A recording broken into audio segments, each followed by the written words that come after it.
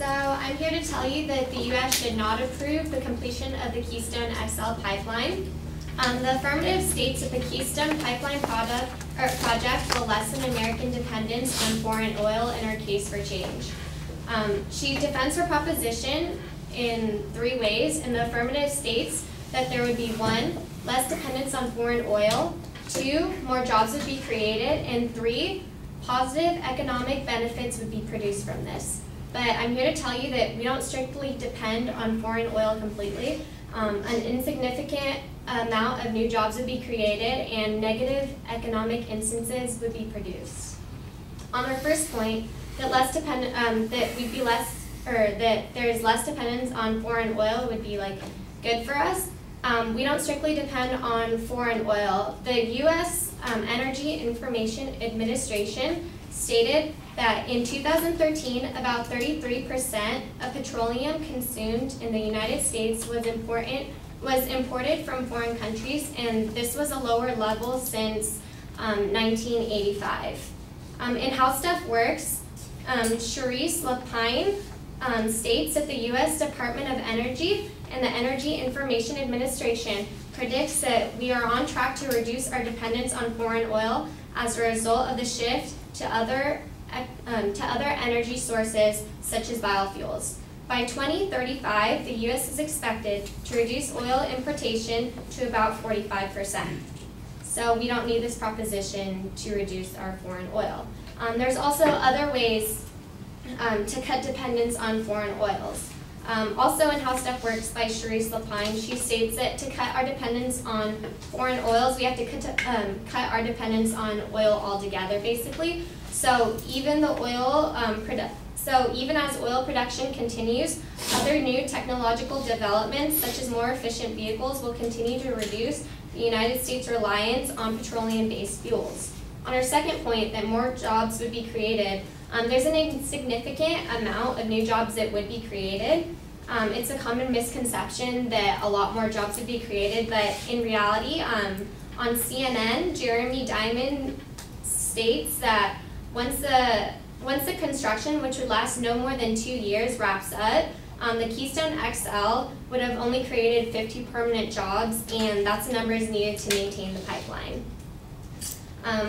Also, in a Cornell University study, the industry claims that the KXL will create 119,000 jobs, direct, indirect, and induced, is based on a flawed and poorly documented study commissioned by the TransCanada.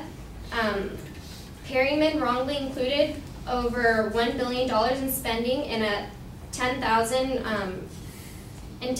personal years of employment for a selection of the Keystone Project in Kansas and Oklahoma that is not part of the KXL for a section of the Keystone Project in Kansas and Oklahoma that is not part of the KXL and has already been built. Also, a Cornell University study states that the KXL will not be a major source of U.S. jobs, nor will it play any substantial role at all in putting Americans back at work. Even if the Perryman figures were accurate and all the workers for the next phase of the project were hired immediately, the U.S. seasonally adjusted unemployment rate would remain at 9.1%, which is where it is right now.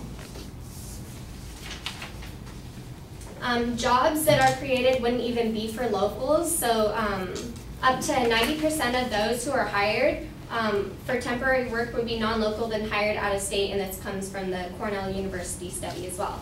On our third point, that positive economic benefits would be produced, negative economic instances would also be produced.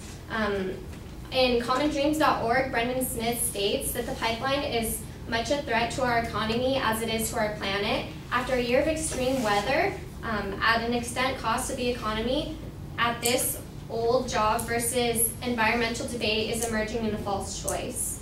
So hurricanes, floods, and droughts are already having a devastating effect on American jobs, and that is nothing compared to what will happen if we throw open a spigot of the tar sands from Canada, considering the direct oil in the world. Is any amount of money gained really worth the destruction of our environment? In 2010, U.S. pipeline spills and explosions killed 22 people, released over 170,000 barrels of petroleum into the environment, and caused $1 billion worth of damage in the United States, and this comes from the Cornell University study. So in conclusion, the affirmative states that the plan will have impacts that potential to process up to 2 million barrels per day, and it will increase jobs and contribute to approximately $3.4 billion of the U.S. gross domestic product, but I proved that there's an insignificant amount of jobs that would be created. The affirmative states that the plan is not being addressed by the present system because there's a large risk in relying on foreign oil imports because of previously mentioned hostility, but the hostility has not affected our professional relationships since the 1973 oil crisis, and also the affirmative admitted that Canada and we already have like a major supply of oil, and I proved that we don't strictly depend on the foreign oil that we can't trust. Also, the affirmative argues that the plan is logical and plausible because it will bring oil from reliable sources, that is TransCanada. The House and the Senate has approved and drafted it, but Obama vetoed the bill last Tuesday, and I also proved that there is negative economic instances that would be produced. So the Keystone Pipeline is already in act and there's no need to extend it.